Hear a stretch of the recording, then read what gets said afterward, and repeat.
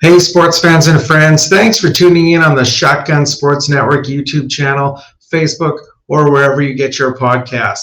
Please smash the like and subscribe buttons and hit the notification bell to be notified whenever we post new content.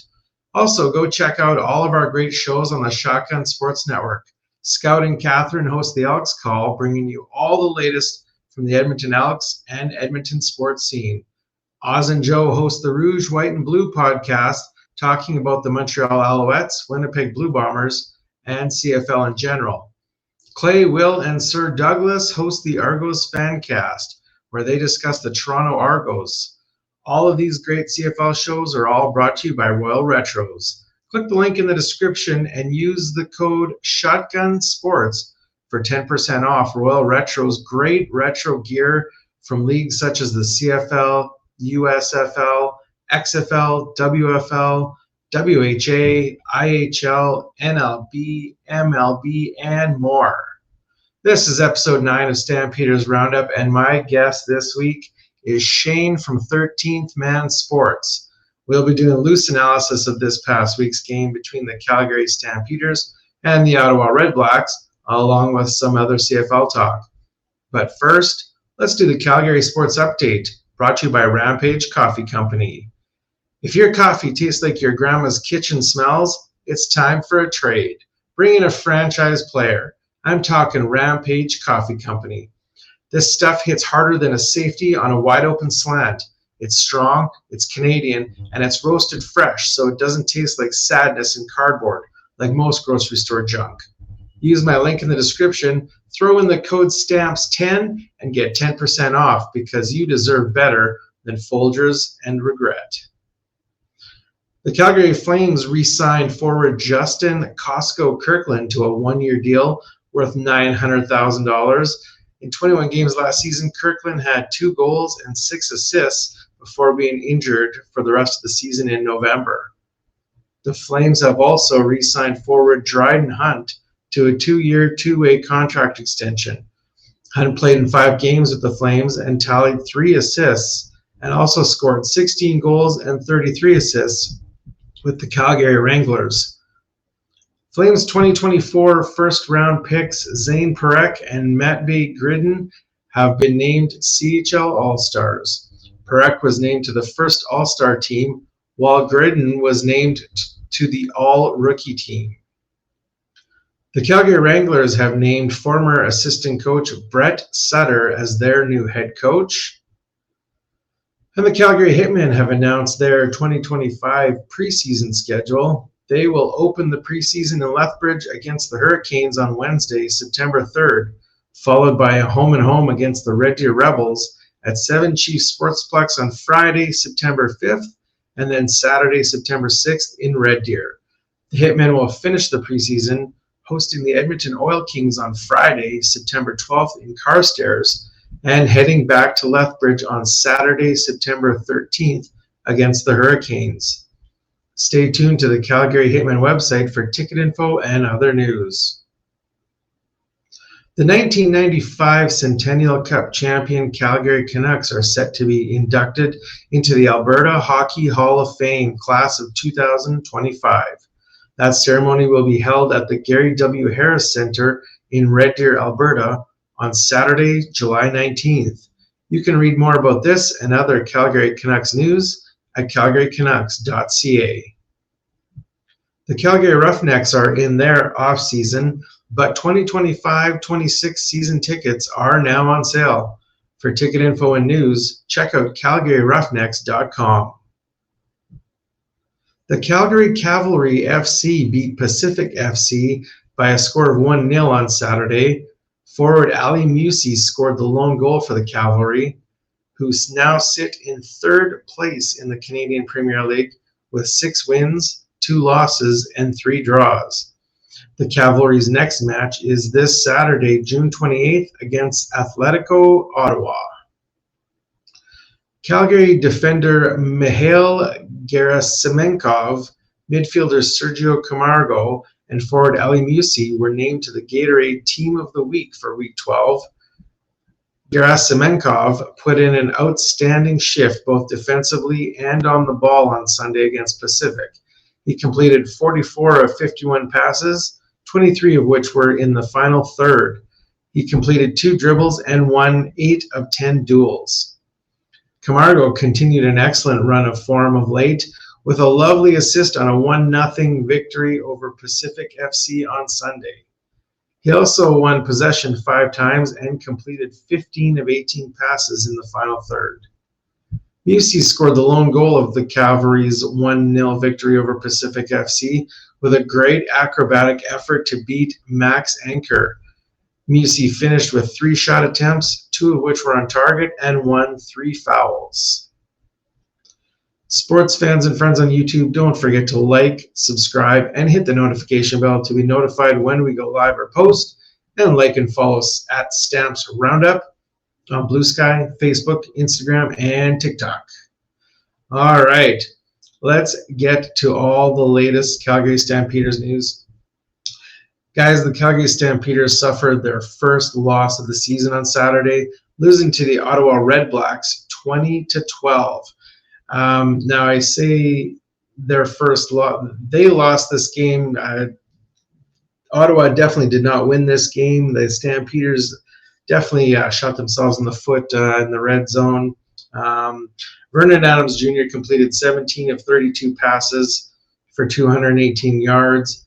Dedrick Mills had 15 carries for 96 yards. Clark Barnes had 2 receptions for 61 yards. Dominic Rhymes had 3 receptions for 61 yards. Sheldon Arnold led the defense with 7 tackles, followed by Micah Teets with 6 tackles. Randy Paredes was 3 for 4 kicking field goals. Tough loss there for the Stamps, a game they should have had. Definitely had many chances. Definitely 2 in the red zone to score touchdowns and just didn't come away.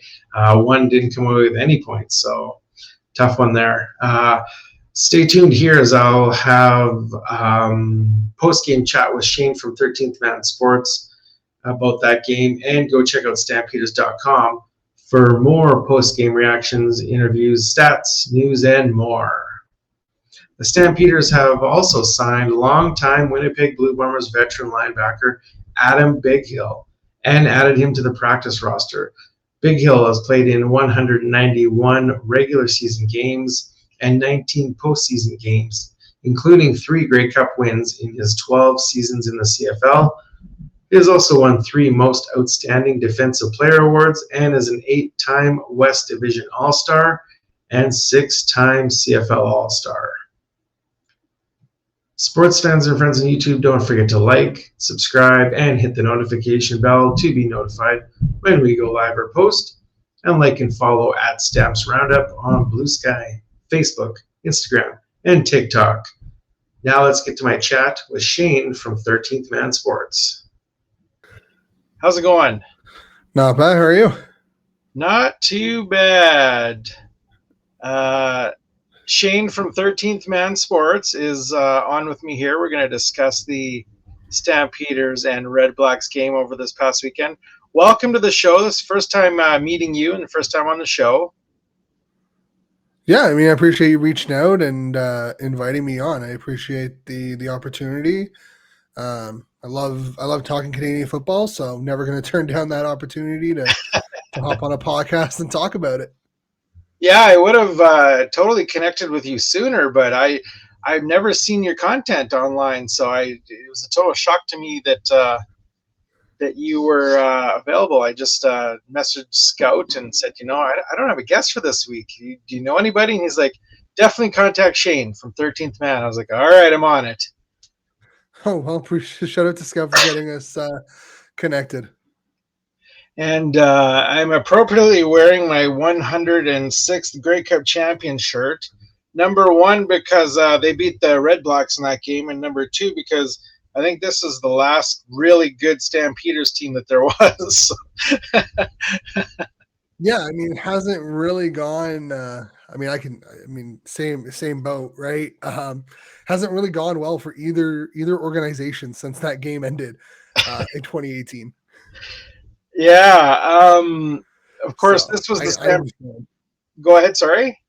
I'm saying I understand like Stamps fans where like it's been a long 6-7 years for both fan bases. Yeah, yeah. Now, of course, the game over this past weekend was the Stampeders' first loss and the Redblacks' first win of the season. Stamps lose 20-12 to the Redblacks. Just give me your quick initial thoughts on that game, what you saw in that game. I mean, the weather was not good. And it definitely played a factor. I think the 2 goal line stance, or like I would say 2 goal line stance, the 2 third down conversion attempts early in the game, where if the Stamps hit him, that's like basically 14 points on the board right there, was the difference maker at the end of the day. But I think the weather definitely impacted both teams, especially early on. So it's kind of a slugfest. But overall, I mean, I can't complain too much, right? As bad as ugly of a win as it was, at the end of the year, wins are wins. Doesn't matter how you get it.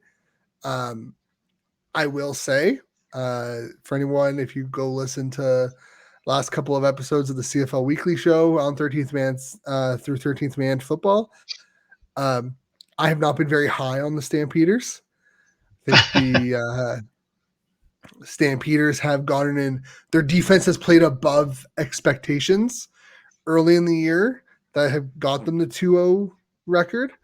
But I was expecting a better game going into it, excluding the weather before I knew about the weather. But, heading into the week, I was like, oh, this is going to be a really good game. Vernon Adams and Dustin Crum are very mobile quarterbacks. We're going to see a lot of play action, design quarterback runs in that regard. And I don't know, in that regard, I felt like it kind of was a letdown. But, I mean, I know weather played a huge factor in how that game was called. Yeah, the weather for me wasn't a factor. I was in Las Vegas when the game was being played, and it was 42 degrees, I think, or something like that. It was just insane. Oh, nice. Lucky you. But yeah, you got that right.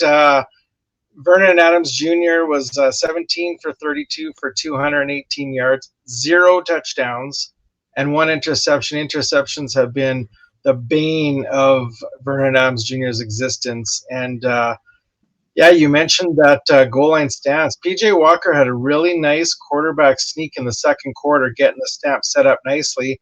They didn't come away with any points because they turned the ball over on downs on the 1 yard line. And, you got to take advantage of those opportunities when you can. Yeah, and it's kind of the nature of the game where risk reward, right? You look back on it, the field goals in that situation, you don't necessarily look at it as like, oh, they would have been a difference maker. Based on the outcome of this game, you lose by 2 instead of 8. But I think when you leave points on the board as a whole, especially when you're that far into the opponent's, if you're in the red zone, I mean, field goal is even a loss. If you're asking any offensive player, if you're inside the red zone and you don't come away with 6, it's a failed series. Like, cool, we got points, great. You still left 4 points on the board. To walk away with 0, it's demoralizing. I think the only benefit was that I don't think after either turnover on downs deep in Ottawa's territory that they, like, Ottawa wasn't able to generate anything. One of them, led to the safety, which should have been honestly, I think it was like that for me was going to be a momentum killer for Ottawa, where it's like, okay, you gave up a safety, you're back in, you're getting, they're starting at like your own, I think it was like their own 51 or their own 50, like they're starting in Ottawa territory. Like it could have really snowballed. I'm pretty sure Paradise missed the ensuing field goal attempt on that drive and Denman was able to take it out. But it's still, I think Calgary had chances to win that game early. And like Ottawa the first 2 weeks, they just didn't take advantage of the opportunities presented, and it came back to bite them. Yeah, you mentioned the quarterbacks both being scrambling quarterbacks. I mean, Dustin Crum did all right, 64 yards on 11 carries. Vernon Adams, on the other hand, not so much, 21 yards on 3 carries. I guess not bad, averaging 7. But so, yeah, Vernon Adams, since I was really excited when they signed Vernon Adams, I was like, yes, this is going to be great. And then Dominique Grimes came into the mix, and I was like, this is going to be an exciting season. So far in 3 games, it has not been exciting. Although, looking at the numbers, they did spread the ball out pretty good. We just didn't score in the red zone. Were you expecting more from this offense coming into this season with Vernon Adams, Dominique Grimes, Reggie Bagleton? Now Bagleton, of course, is injured. I did say that I think losing Bagleton is a bigger loss than some people really want to admit for the Stamps. Mm-hmm. When you lose a guy that versatile, because like you think of a lot of number one receivers. I mean, I'll use Eugene Lewis as one where you think of Eugene Lewis and you're like, okay, he's your 50-50 guy. He's your big play down the sideline, throw it up, he'll bring it down type receiver. Every team's number one is kind of, they have something that makes them really, really good. Bagleton does everything really good. And he affects the offense in so many different ways that losing Bagleton definitely hurts that offense. Considering, at least from what I've seen, the early chemistry between Bagleton and VA, losing him for any length of time, I think will and has shown that it'll drastically change how that offense runs. Yeah, I think before you cut out or after you cut out, I was mentioning I expected a lot more from this offense coming into the season with Dominique Grimes and VA and Bagleton and the number one draft pick Alford, who they're not targeting a whole lot. Looking at Eugene Lewis's numbers from this game, he was targeted 5 times, but only made 1 catch. Now, I didn't see the game because, of course, I was out of town, but Lewis just dropping balls, or what There was a happened? couple. There was one drop in the end zone, hit him in the shoulder, and then he gets hit. So I think if you ask him, that's a catchable ball. It hit him in the shoulder. Yeah. He got his hands on it. There were a lot of drops overall. Excuse me. Overall, there were a lot of drops in the game. I'll have to go back and take a look because I think, Crum was 9 for 22. This is where I think the weather played a factor because you can visibly, there were some throws outside of the throwaways, like the obvious throwaways, where he just lost the control. Like the ball, you can see it just slipped out of his hand.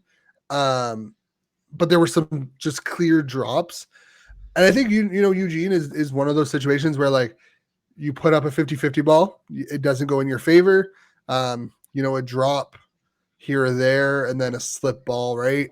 I will say sometimes those sometimes the targets can be a little deceiving because I believe that if you throw away a ball and there's a receiver near it, they consider it a target towards the receiver. But I don't know. I feel like this is just one of those games where the weather really did impact the overall throwing of the game. And I mean, I'll give Calgary a lot of credit defensively. Like their defensive line, their front four especially, really made it hard for Crum to stand and deliver balls consistently in the pocket. Like this was a game where if, early I was worried that they weren't going to rely on the run and then they'd be forced to throw the ball and have Crum drop back. I think this was a game where if Ottawa didn't switch to the run in the second half, they probably lose. That defensive front, I don't think the linebacking was great personally, but that front four definitely made it hard on Crum to just sit comfortably. Made some rush throws. There were definitely some easy drops, especially I think on the first drive. Ottawa was moving, and then he threw it to Gosselin, just straight up drop, hit him in the arms, catchable ball, drop, second down. He throws it to Keelan White. A little high, but there was no one around Keelan White, and he just straight up, it goes through his arms, goes through his hands, and you kick a field goal instead of continuing the drive. There was definitely a lot of them. I think there was, from my count, by the end of the game, there was 6 drops total Yeah. for Ottawa's offense. I think there was like five or six also for Calgary, if I remember correctly. Yeah, I was always told if you can touch it, you should be able to catch it. I know, like Tevon Jones had, and again, I think it depends on how you consider a drop versus a bad pass. I think, if it hits your hands and you drop it, that's considered a drop. I'm pretty sure that's how the CFL looks at it. There was definitely, Philpott, Barnes, and Tevin Jones all kind of had similar situations where they had moments where they had their hands on it, and you can make an argument that it was underthrown or overthrown. When you get your hands on it, you got to catch it. Yeah. Yeah. Now, you mentioned the field goal by Lewis Ward, who had 4 on the day, I believe. Yeah, 4 field goals. So Yeah. Lewis Ward was busy, and I mean, the second half when you guys switched to the rushing game, I mean, you guys, I think in team rushing total, you were over 200 yards. Just your 2 rushers alone, I think, were 170 some yards. Yeah, 178 yards just from your 2 backs, and 64 from Crum. So yeah, I got Adetoboye, and then obviously with his long run to lead to the game-winning touchdown, and then William Stanback putting in work. I was waiting for you to say that name. Adetoboye, is that it? Adetoboye. Adetoboye. No, I think the first 2 games, I think William Stanback had 16 total rushes. Adetoboye, I think, only had like 7 total rushes or 8 total rushes in the first 2 games. And I've been a very big, prominent, vocal point of, you got to run the ball to have success in the CFL. You cannot just rely on the pass and win games. So hopefully this is a turning point for the team, and the fact that they have success. They're going into a decimated team on Sunday against Toronto, especially defensively. So hopefully this is the turning point for them. How about that press conference with Dinwiddie, hey? Hey, I have my own issues with Dinwiddie as how he coaches, but I will say it's kind of hard to argue with a coach who's won 2 Grey Cups in 3 years and had a 16-2 season. In the 1 year he didn't win the Grey Cup. I think, these are grown men. They're being paid to play a sport. Accountability, and we can argue about, calling someone out in the media versus calling someone out in private. You can't run a team off feelings at the end of the day. Teams aren't playing well. We can have that argument, and I will when I started seeing it originally, I was like, okay, maybe this isn't the best way to go about it. But I think, sometimes, especially in today's day and age, I think there's a little bit of more coddling in terms of athletes, and how they're represented, how the team is, how coaches articulate and verbalize in front of the media than we've had than it was even in the 90s. But I think honestly what he said wasn't necessarily wrong. No. You gotta, accountability is hard sometimes, and you gotta hear the bad to go with the good.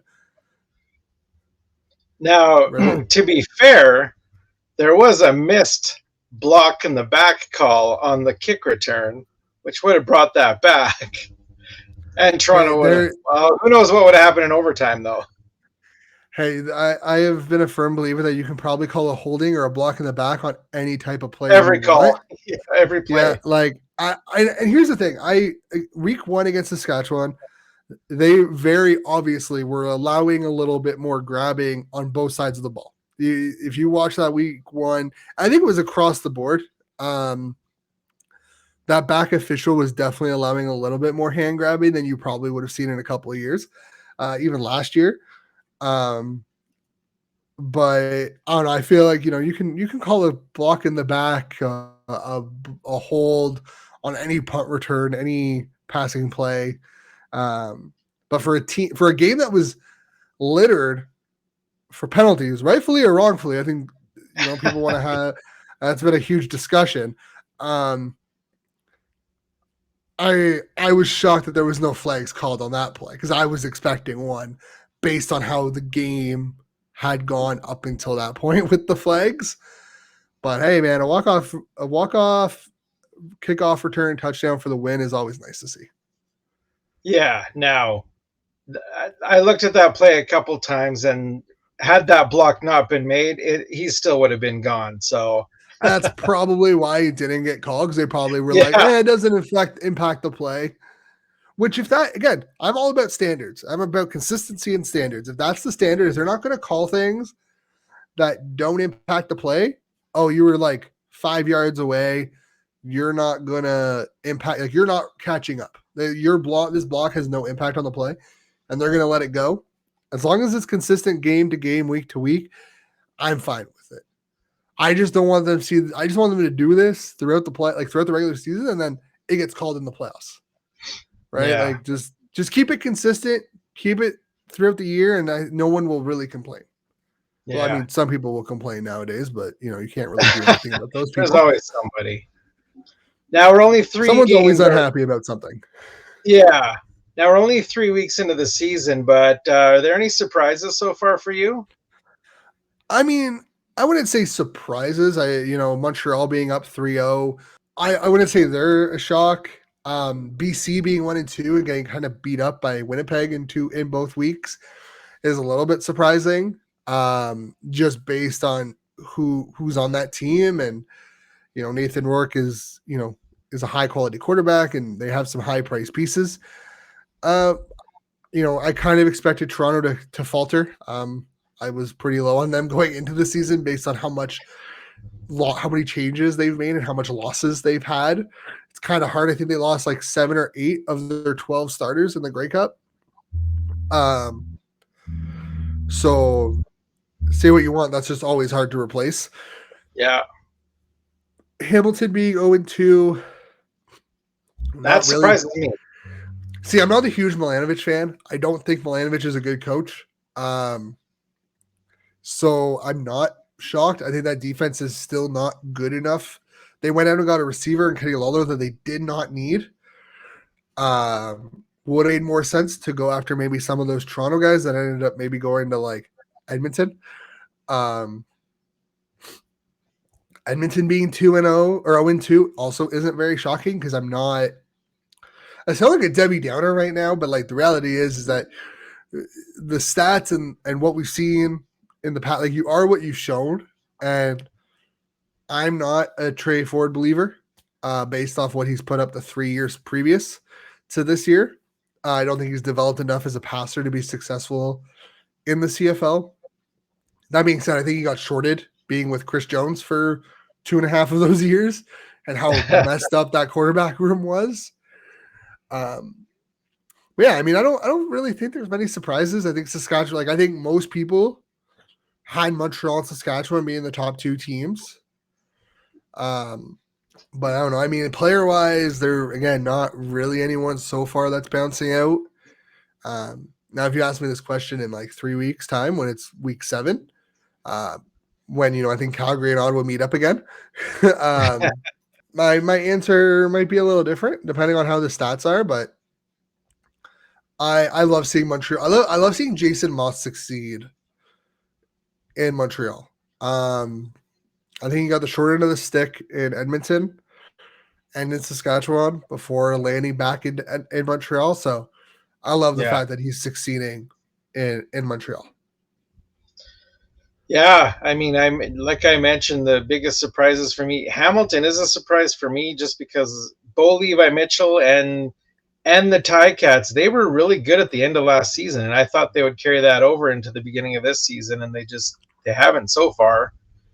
Edmonton's a little bit of a surprise. I thought they improved the team a little bit, and we're going to do a little better, but they're off to a slow start again. I don't know. I feel like Hamilton, again, you go out and spend like 200 and some K on a receiver that you really didn't need. Like I don't like Kenny Lawler doesn't move the needle for them. And I think that's my thing is that, like, I get you have that Winnipeg connection and whatnot, and you love them and you want to bring them over. But when you like that D line is atrocious. They don't really generate much pressure. I think you look at what their issue was last year. It wasn't scoring. It wasn't offense. It was the fact that they couldn't stop people from scoring on them, and they didn't do anything about it. So they might have been better off to sign Big Hill like we did. I love. What do you think? What do you think the Stampeders signing Big Hill? I think he's better than Tights. From what I've seen this year, I haven't really been impressed with Tights at middle linebacker. I think he's better suited for Will. I think he looks a little lost when you watch that middle linebacker play. I think he seems a little lost between but being inside. You bring Big Hill in, you get some leadership, you get some veteran experience, you get some Grey Cup caliber player in your locker room. Yeah. Now, I don't know if he's better than Tights. We'll see how he is after his injury and whatnot. But even as a depth piece, I think it's great. And I was surprised that it took this long for someone to offer him a roster spot. Now, I don't know what his injury situation was, and maybe that's why, where he wouldn't have been cleared to come back up until now. But I personally love it for him. I love it for you guys. I think it's a great signing. Yeah, I have to agree, and it's definitely hard to say whether he's going to be better than Tights, just because we don't know how he's going to come back from his injury. So, but I mean, obviously he knew that he'd still be good because he didn't retire. So that's a good thing. Good for us. Yeah, you got to bet on yourself occasionally, right? That's right. That's right. Now, I want to get from you a way too early Redblacks season prediction here. How do you think the Redblacks are gonna wind up the season? 11-7. What was that again? I think they're going to be 11-7. 11-7. Okay. Okay. I think they struggle against Montreal. Honestly, I think Montreal could. If you're looking at an undefeated team, I think Montreal has the star power offensively and defensively to rival the 2023 Argos and go like 16-2, 17-1. Like, I believe in Montreal that much that wow, they could do it. Hopefully they don't, because I think that's what was the downhill for the Argos, was that they clinched too early and then they kind of walked their way through the rest of the year. But I will say I think that Ottawa is the best of the remaining three teams in the East. They play Toronto, they play Hamilton and Toronto 3 times over the next 4 or 5 weeks. So that can generate some separation in the East. Yeah. Obviously, with Chad Kelly coming back at some point, either it be week 5, because I don't think it doesn't sound like he'll be back for week 4. Could be week 5, week 6.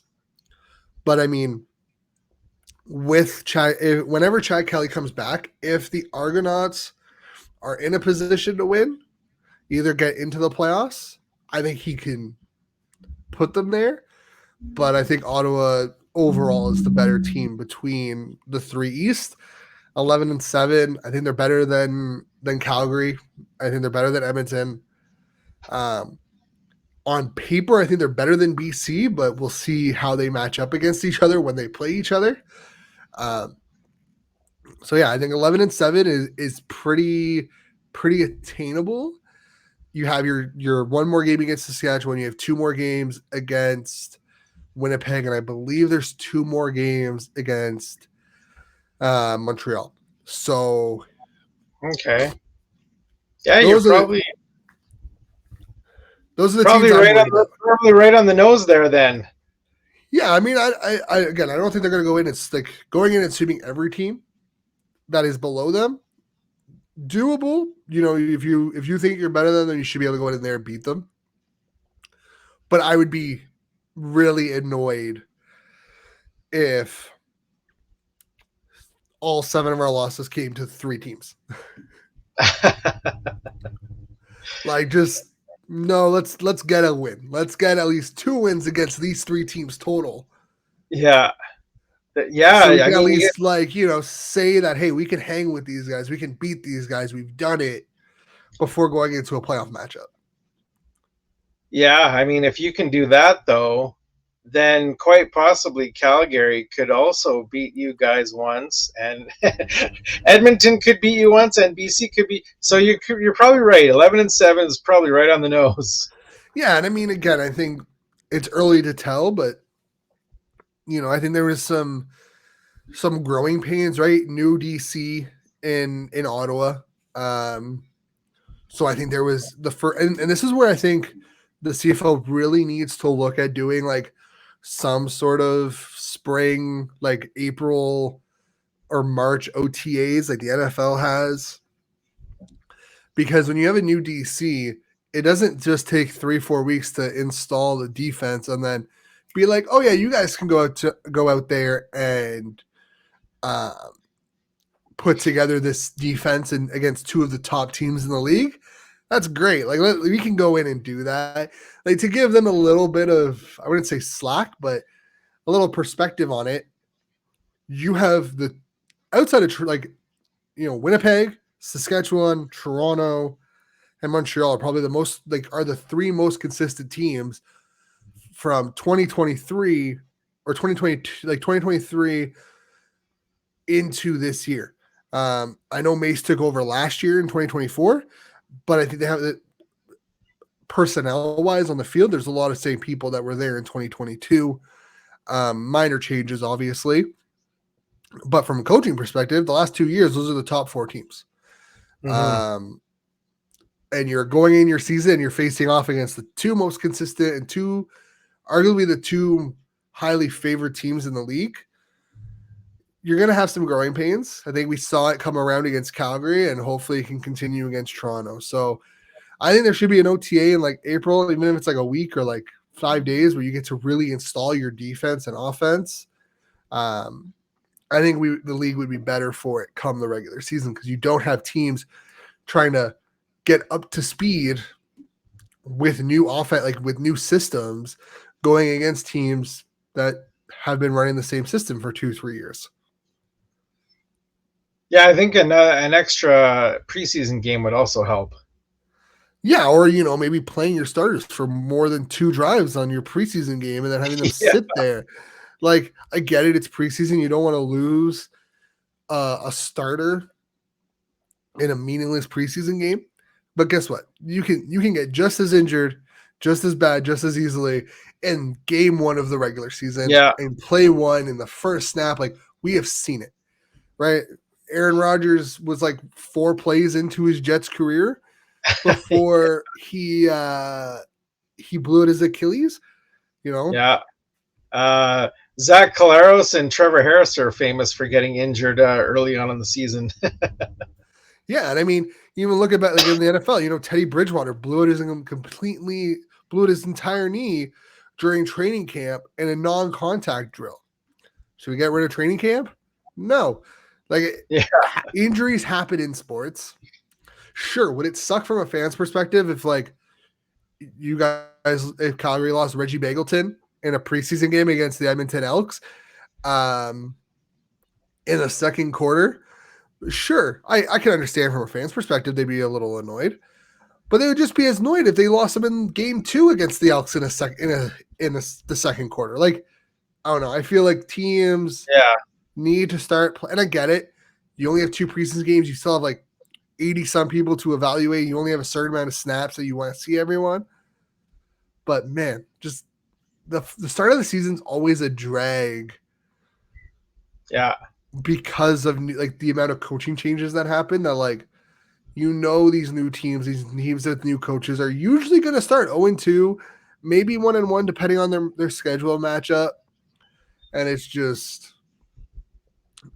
I'm glad Ottawa was able to get a W on Saturday, because the 0-3 conversation would be very tiring from an Ottawa's perspective. Yeah, I'm just looking ahead to see. So you're up next against the Elks. Or no, hang on. No, you're not.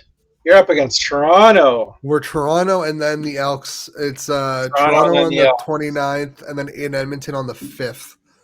Yeah. A very short week for Ottawa.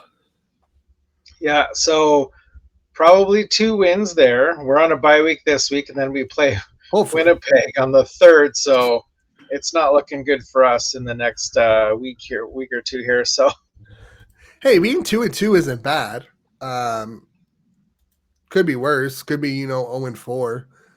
hey, I posted on Twitter. I said, winning 2 out of 3 games. That's a 12-6 season. That's not bad. Well, exactly. Like I think, and this might sound kind of aggressive or however people want to take it. Fans sometimes are delusional and expect every game to go 100% perfect and 100% like we're going to win 100% of our games and play every game, all 60 minutes, 100% properly every time we're on the field. And that's just not how reality works. It's one thing to be like, hey man, like you're not playing great because again, mistakes happen. Like it's one thing for a mistake, but when it's a trend, that's the problem. And it's fine to like shout out trends. I mean, I've done it. The first 2 weeks for Ottawa, their tackling was garbage. They couldn't tackle a wet paper towel if they tried. Their angles and whatnot, it was bad. Certain things like that, I can understand. But expecting a touchdown on every drive, a shutout every game, like it just, I feel like the expectations from fans are like always up here, and reality is like somewhere down, kind of like 4 or 5, maybe 10 notches below where their expectations lie. I've always been a very grounded fan. I never expect an 18-0 season. No, I mean my expectation every year is 12-6. Because generally 12-6 is good enough to host a playoff game.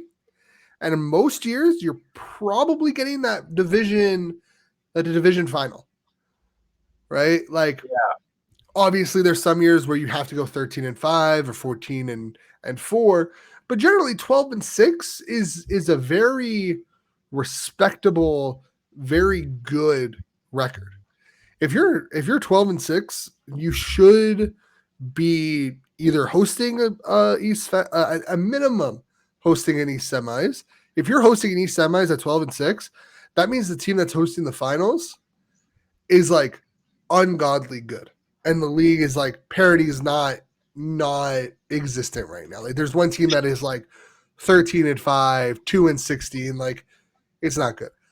So I think 12-6 is kind of your go-to. If you're 12-6, you're winning. That in my opinion is like cherry on top, perfect record. Yeah, that sounds definitely reasonable. And an 11-7, like you think is going to happen this season, should definitely get you in the playoffs. And are you picking them in the Grey Cup? I think it's too early to say. I mean, obviously, I want them there.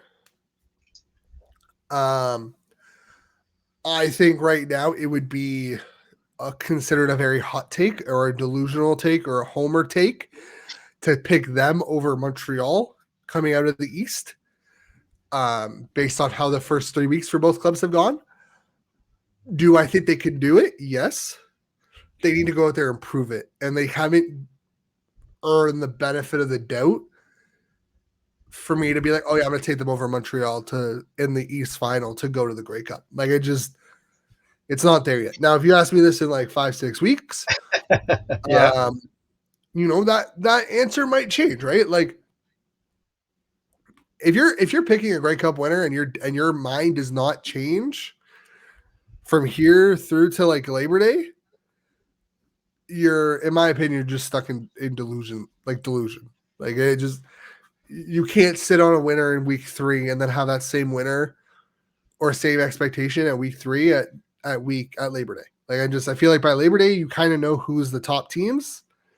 Usually every year is a little different, but I don't know. Right now, Montreal's the favorite. Montreal and Saskatchewan, even Winnipeg's probably up there too. Like in the West, it's probably between Montreal. It's between Saskatchewan and Winnipeg, but Montreal right now is the clear favorite. Anyone who says otherwise, they're just being a delusional homer, in my opinion. Well, I just looked ahead, and we definitely do play you in Week 9, which is in 6 weeks, an odd Thursday game. So I'll definitely have you on the show around then and ask you the same question again. Yeah, for sure. You are now my Ottawa Redblacks go-to. I love that. And anyone else who's listening, if you need someone to talk Redblacks or just CFL football in general, I am down to talk about football. Whoever wants to talk about it. Excellent. Well, it was great chatting with you, and I'll put all of your link to all your socials in the description, but just tell everyone where they can find you online. Yeah, I mean, thanks for having me. It's a great pleasure to broaden the CFL content and the CFL content community. You can find me at Shane_13th man on X/Twitter. And then obviously 13th Man Football on Twitter /X, 13th Man Sports on YouTube and Facebook, and then 13th Man Football on Instagram. That's where you can find all our stuff. And obviously we have the 13th Man Football CFL Weekly Show that's live every Wednesday on YouTube and Twitch. Nice. Well, I'm going to go check out your most recent show right now. And while I'm eating supper. I will say, you got to watch the end credits, because just like Marvel, just because we say the episode's over doesn't mean the episode is over. Oh, you got some Easter eggs in there. Yeah. So it's just more banter and whatnot, but you get to see a little, it's kind of like that like bloopers backstage type stuff that we just keep in, because we think it's a little bit more like goofy and like more just playful banter. So, well, just because we say the show's over doesn't mean the show's over. Oh, I like stuff like that, so I'm definitely going to watch that. Awesome. All right, Shane, thanks a lot for hopping on. You have yourself a great rest of your night. You as well. Again, thank you so much for having me. And hopefully, even though the Stamps are on a bye, you can still enjoy the this week's games. I definitely will. That does it for me here at Stampeders Roundup. Big thanks to Shane from 13th Man Sports for taking time out of his busy schedule to chat about this week's past game. Go check out all the great CFL shows on the Shotgun Sports Network, including Argos Fancast, Rouge, White, and Blue, and the Elks Call. From myself and my friends at the Shotgun Sports Network, thanks for tuning in. Here we go! Ready?